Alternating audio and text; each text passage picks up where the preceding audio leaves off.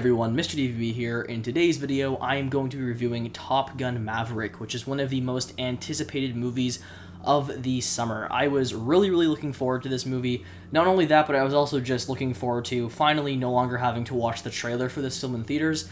I swear, almost every time I would see a film in the theater, I would get the trailer for Top Gun Maverick. Got to the point where the second I saw the Paramount logo, I knew what movie it was going to be for. So it's nice to also not have to watch the trailer anymore. But jokes aside, I was quite looking forward to this movie. I think the original Top Gun is a very fun, you know, kind of cheesy, nostalgic 80s movie, but I don't think it's ever really been considered a genuinely great movie. I think it's just a fun film, but I don't think too many people look at it as being like an actual great film.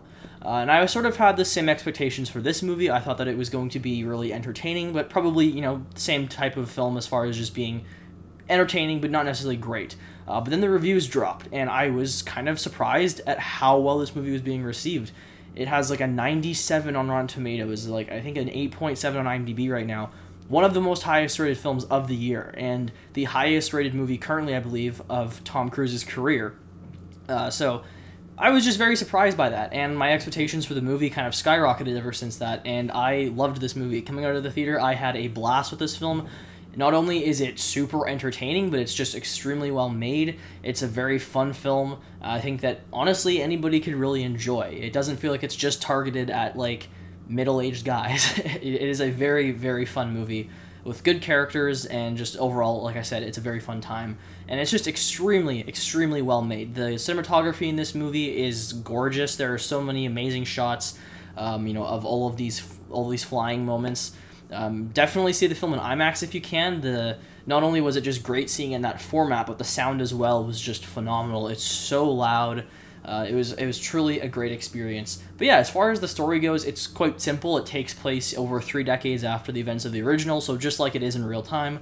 We are once again following Tom Cruise as Maverick, who in this film has to take on the leader role and train a new group of future Top Gun pilots, and they are sent onto this very dangerous mission, and he has to prepare them for it. That is the premise of the movie. It is very simple, but it gets the job done. I really liked the new cast of characters. I thought all of them were very enjoyable. The standout for me among the new cast was Miles Teller, though, who plays this character named Rooster. His character I really liked. He's interwoven into the story quite well, and you know, his character connects to the first movie, so I just really liked the way they wrote his character, and just sort of the relationship he has with Tom Cruise in the movie I really liked, and how it grows over the course of the film. You know, Tom Cruise is once again like really fun in this movie. I really enjoyed him in the role as, you know, Maverick. He's still as cocky as ever, and it was really fun just to see him still be in that same type of character. Jennifer Connelly is in the movie. She plays the new love interest. You know, they didn't bring back Kelly McGillis, and so, you know, she's playing a new character. They're not like recasting Kelly McGillis' character or anything, and I thought she was really good in the movie. And then, like, you know, the rest of the Top Gun pilots I really enjoyed. I don't remember the names of the actors, but there's this one character named Hangman who I really liked. He plays the super cocky one. You know, very reminiscent of, like, Iceman in the original. Speaking of Iceman, Val Kilmer is back, and I really liked the way they handled him here. I mean, they didn't... I felt like they did a very good job at, you know, respecting him, and took into consideration, like, you know, what he actually has going on in real life.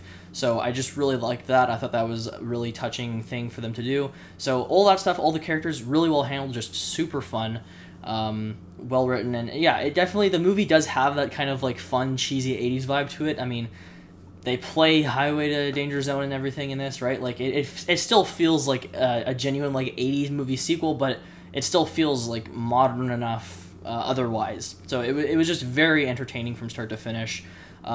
The third act of this movie, though, is incredible. Like, the first 2 acts I still loved. I was enjoying everything with the characters and their training and whatnot. It was a ton of fun. You just have great music, and just the chemistry between the whole cast is great. But the third act was where this thing really kicked into high gear. I've only seen the original Top Gun twice, and like I said, I enjoyed the movie, but one of the things I always kind of had an issue with in that film, or something that I just always felt was kind of off, was there's not really a threat, per se, in the original Top Gun. I do remember there's, like, I think a bit of a dogfight at the end or something like that, but for the most part, it's just about them going through the training program. In this movie, there is, like, a genuine threat, and the third act, I don't know how long it goes on for. I'd say it's probably about, like, 25 to 30 minutes. It's phenomenal, though. I mean, the cinematography during that sequence with all of the IMAX shots was just breathtaking. It was awesome. The sound was great. And then, like, you know, the dog fights happened, and it was just so exciting, like, edge of your seat stuff. I think one of the parts of this movie I had a lot of fun with was just seeing this old guy in front of me, probably in his 70s or so, and he just looked like he was having the time of his life watching this movie. And I think that's what's great about this movie, is people of all ages are going to enjoy it. You're going to get the older audience who love, you know, the planes and everything, and they're just so excited for this. You're going to get younger people, and all that stuff I think is going to be great.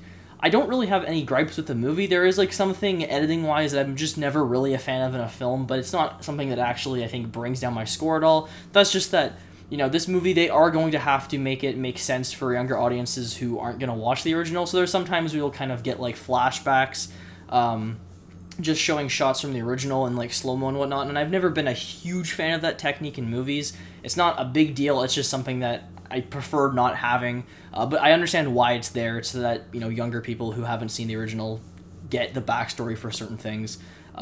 That's just something I wanted to point out. That's the only thing that, like, maybe I would have, I wasn't a huge fan of. Otherwise, the rest of the movie, just a total blast. So yeah, Top Gun Maverick, definitely check out the film. I think it is one of the most entertaining, you know, it is the most entertaining movie of the year I've seen so far, I would say. Whether or not it's my favorite, I don't know yet. You know, my top three, it's definitely between this, Batman, and Northman. I think all three of those films are great.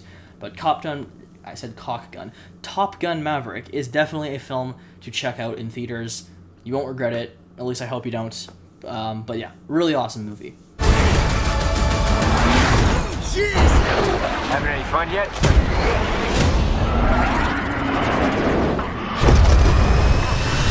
Thank you guys for watching this video. As always, I am Mr. DVB. If you enjoyed this review and you want to see more like it, consider hitting that subscribe button. I will see you guys next time, where I will be reviewing Jurassic World Dominion, which I am also quite excited for.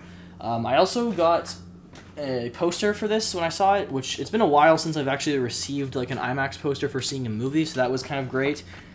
Really like the poster too, like the colors on it and everything, kind of a nice design.